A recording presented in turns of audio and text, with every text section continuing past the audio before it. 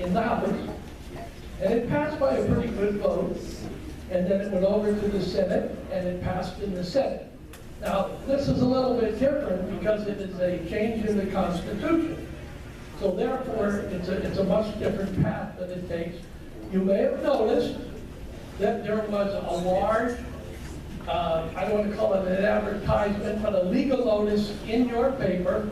It has to be advertised in 3 papers in every county, and it basically explains what we are looking to do. And I can tell you that all of the legislators, including Senator Schwank, who has a similar bill, voted for this bill. So it passed the House, it passed the Senate, now it gets advertised or notified in the paper. So now we have to come back the next session. And guys, I'll tell you, and ladies, I'll tell you, our forefathers were damn smart. They knew what they were doing, and they wanted to be certain that if we were going to change the Constitution, they weren't going to make it easy. And it's not easy. But now what has to happen, it has to go through the House as well as the Senate. It's got to be exactly the same. There can't be any changes. It's got to be exactly the same. And then there's a notice, again, or a legal notice to put in the paper. And then the nice part about it is, you make the decision. There's a referendum that goes on the ballot, and then the citizens of Pennsylvania will decide whether or not there should be 203 or 151 members in the House of Representatives. I got to tell you, and I'm just glad I didn't follow Reverend Gillen. I'm glad that I didn't have to do that. But real quickly, I want to tell you a funny story. The House bill number is 153. The reason that it was 153 is that originally it was to go from 203 reduced by 50 to 153. Well, back when they made the changes in the numbers of the House, they didn't have computers, and they didn't have the technology that they have today, and they actually were working on this manually. But they were going to work on this manually. When they got all done, their goal was that there were to be 201 seats. And they counted up, and it was 203. And they said, I'm tired, let's go home. So they left it at 203. So what we're doing is we're going to 151, and we're correcting the mistake that they made back in the 1960s.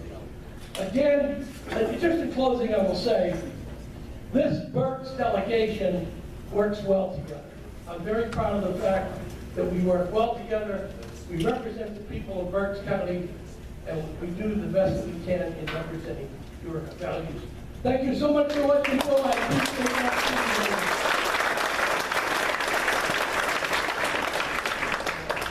Okay, that was our Berks County rep team. We're missing one, Barry Jazriak, had made it. Okay, we're going to slide him in later. However, our only state senator that agreed to attend this evening, we got a no or no response from the other senator, David Argill. However, reliable Judy Schwank is here, so Judy, your turn. Well, I used to be my neighbor at our office in Muhlenberg Township. I miss seeing you back there. You sold your house out there. Good evening, everybody. I'm Judy Schwank, State Senator for the 11th District, which I like to call the heart of Berks County. It goes from Topton, Maxatawny, all the way down to Carnarvon, right through the central part of the county. I go all the way over to Wyomissing, and then I also go over right before the Route 100 corridor. So Albany and Rusco Manor, where I live, are also part of my district. I can't tell you funny stories about my family. I can't tell you quick stories, but I'll tell you something about me. I not only work across the aisle, I work up and down the aisle too.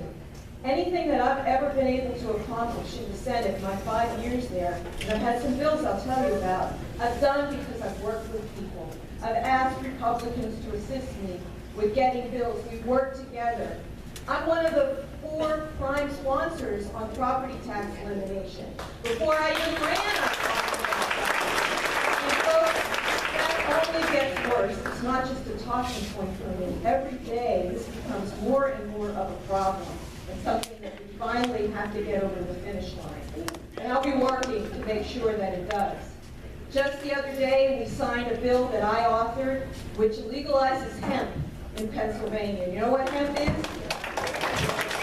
It's a marijuana, but you can smoke a whole field and you're not going to get high. But you know what hemp was? It was the covering of the Conestoga wagons that went over the, over the mountains to the Rockies and beyond. It has been a crop that we grew in Pennsylvania for hundreds of years. It got outlawed when marijuana became a problem in this country. And since then, on the federal level, it has been outlawed. Recently, we were allowed to start growing it again. I worked with a Republican again, Mike Fulmer, many of you know him, to get a bill passed so that we could get this done.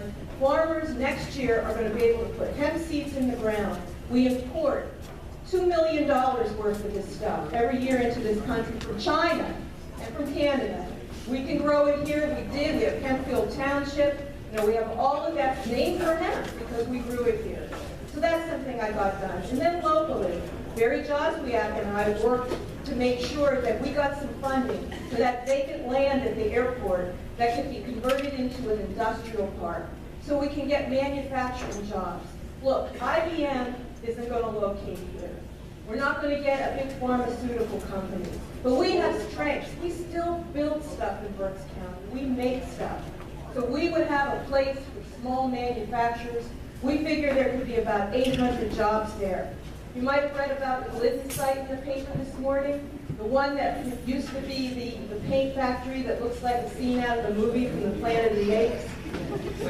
That's not a new project for me. We've been working on that for 2 years to try to get the funding, to get it cleaned up.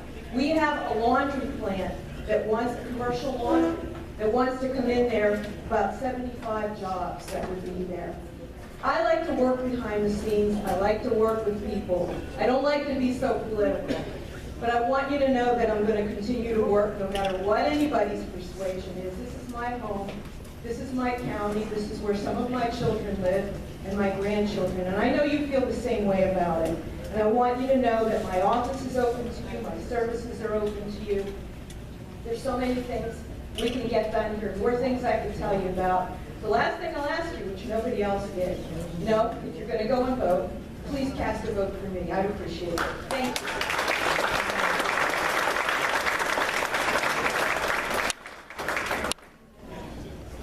Okay, thank you, Judy. By the way, just for the record, to get these politicians, if you will, to this meeting, a significant amount of them took 2 and 3 invites and phone calls to get them here. This is not a done deal. We just don't throw out an invite, get responses, have a meeting.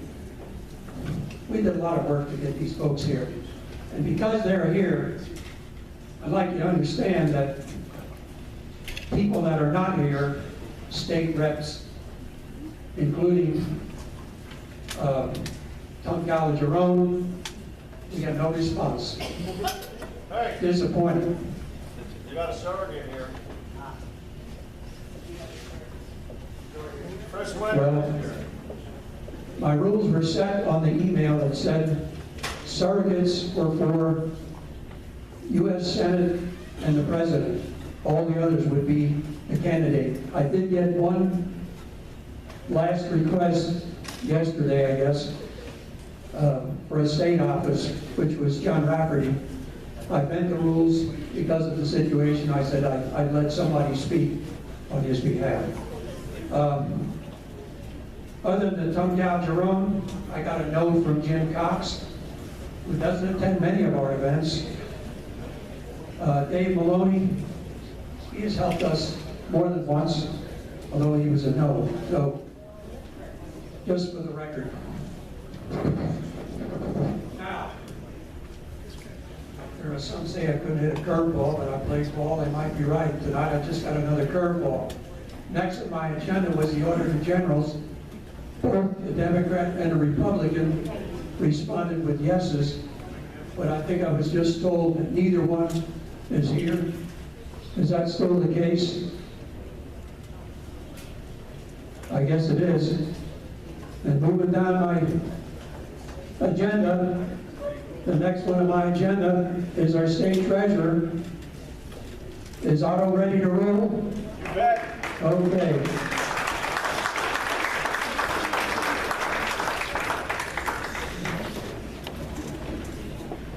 Now, since Otto has an opponent, Mr. Shapiro did not respond. Here's the way we're working with the treasurer. We're going to give him 5 minutes because he has an opponent. And after his 5 minutes, we're going to have a few Q&As which will be asked by our questionnaires. Otto, what?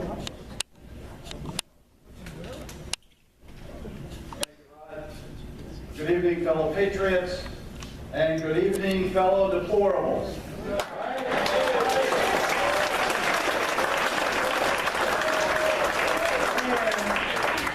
And hello, adorable.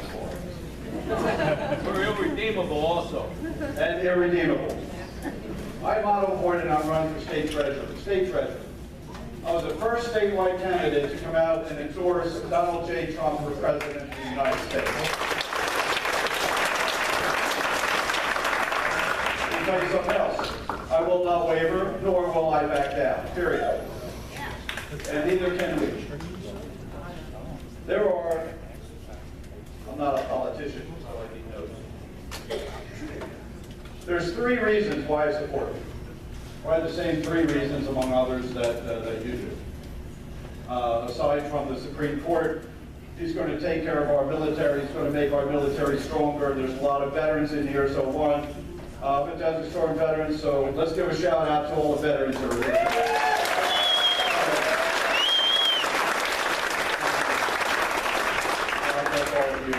Thank you for your service. He is going to make our country stronger, and he's going to make us safe at home and abroad. The second reason is economics. All of the jobs are being shipped overseas. It's time to bring the jobs back here to America, to Pennsylvania, and to Berks County. And the third reason is he will get rid of Common Core. Yes. I think that Common Core is my opponent in this race out of Philadelphia. When he was the state chairman of the Board of Education, was solely responsible for bringing in Keystone exams and Common Core. So it rests at his feet, and every time I get a chance to talk about it, I talk about it. Because I've been sitting on the Muhlenberg School Board for 17 years, and ever since Common Core has come in, it has been a disaster. 6 of the last 6 state treasurers have sought higher office. And it's no wonder then that half of them have been indicted. So the new standard for treasurer seems to be, and here are my credentials to run for state treasurer. I will not steal, and I can count.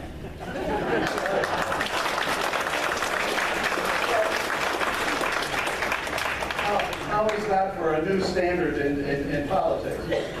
I quit my job a year and a half ago because, like you, I got sick and tired of everything that was going on. Sick and tired of the status quo, sick and tired of the culture of corruption, and nobody doing their job and nobody looking out for us. Here's a little history here of Pennsylvania. If Pennsylvania was a country, we would be the 20th largest economy in the world. In the world. But yet we have the 3rd worst bond rate. We beat out Illinois and New Jersey. Okay, yay. A person is leaving Pennsylvania every 12 and a half minutes. People coming out, not coming in. We need to turn that around. We talk about pensions, and here's where the state treasurer comes in. The unfunded liability, we read about it at $60 billion. It's not $60 billion. Because if you and I could get a 7.5% rate of return right now, I think we'd be doing it. So it's like 1%, 1.5% return. That means right now with that rate of return, we have $175 billion unfunded liability. No wonder our bond rating is the third worst in the country. Imagine how bad New Jersey and Illinois are. Also, we have the highest taxes, one of the top 3 highest taxes in the country. Our business taxes, let alone our property taxes, right, are skyrocketing. Why do we talk about property tax reform? Not only reform, but get rid of it. Okay, get rid of it. Nobody should lose their home ever because of property taxes. It's your home, but you don't own it, right? The government owns it. Because if you don't pay your taxes, guess who's going to come and take it? So a lot of issues going on in the state. Along with the highest taxes last year, there were some taxes that were passed by the state. One of them was a vape tax. Somewhat innocuous. 40% tax of vaping, like the vaping for smoking. Right. Okay, 40% tax on vaping. It has already cost 1,000 jobs in Pennsylvania. 1,000 jobs. I've been to all 67 counties. I've run into at least 4 small businesses that are going out of business, okay, because of that tax and they can't afford it. So we don't have a revenue problem here in Pennsylvania. We have an expense problem, right? This is the second part of that is where are we at? Of course, we can't tax our way into prosperity. We all know that, but it seems like everybody thinks we can tax our way into prosperity. Absolutely. And to what I think Brian talked about, we need to end our war on coal and we need to end our war on energy. And here's an example.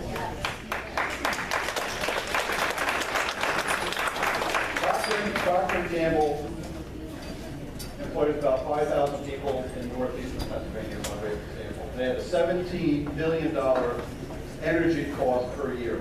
Because of natural gas, they reduced that to $3 billion a year.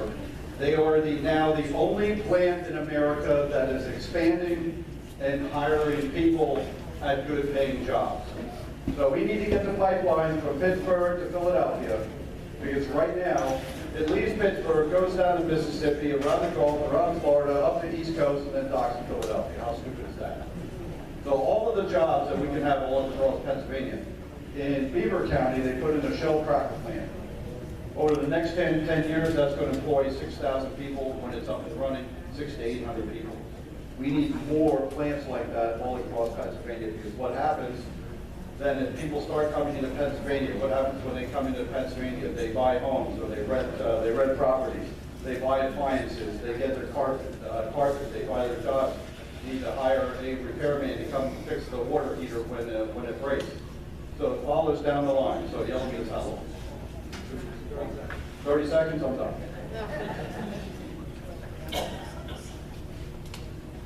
Pensions, if we need to fix it, that's the economic news around Pennsylvania. If there's a question on that, I'd be happy to answer it. I'm Otto Boyd, I'm running for state treasurer. We need to end the status quo and the culture of corruption, and I'm asking for your vote. Thank you.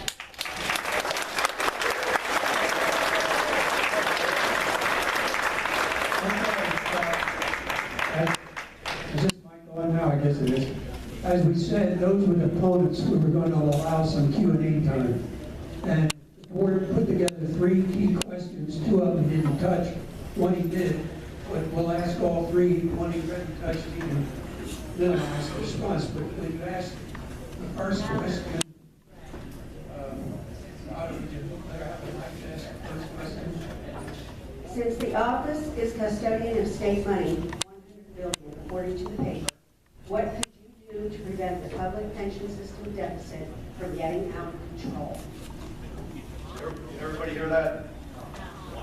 The state has a custodian of over $105 billion. One issue, the other part is having to do with pensions. How can we keep it from getting out of control? The answer is already out of control. And here's how it got out of control and what we can do about it.